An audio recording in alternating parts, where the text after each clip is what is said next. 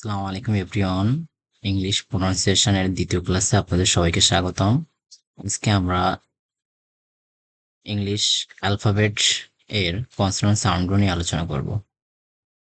প্রথমত আমরা দেখতে পাবো বি এর উচ্চারণ কখন বয়ের মতো উচ্চারণ হয়, এন এর উচ্চারণ নয়ের মতো, পি এর উচ্চারণ পয়ের মতো, কিউ কিউ এর উচ্চারণ কয়ের মতো। আমরা অনেক সময় সিটাকে কয়ের মতো উচ্চারণ করি,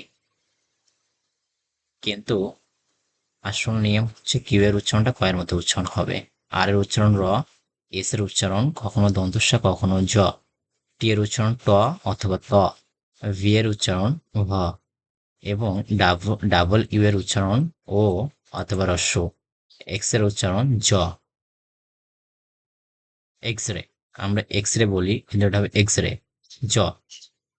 তো এবার জেড এর উচ্চারণ কখনো কখনো অন্তস্থ, সি এর উচ্চারণ ক স স, ডি এর উচ্চারণ ড দ, এফ ফ, জি অগ জ, এইচ হ জে জ, কে ক, এল ল এম ম।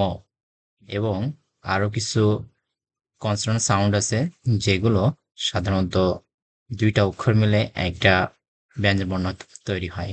যেমন ব্যঞ্জন বর্ণের ক্ষেত্রে ভ, যেটাকে আমরা বিএইচ দিয়ে উচ্চারণ করি, ডিএইচ এর ক্ষেত্রে ঢ ধ, জিএইচ ঘ, জেইচ ঝ, কেইচ খ, পিএইচ ফ, এসএইচ স স, জিএইচ ঠ হ দ, সিএইচ চ, সি ডাবল এইচ ছ।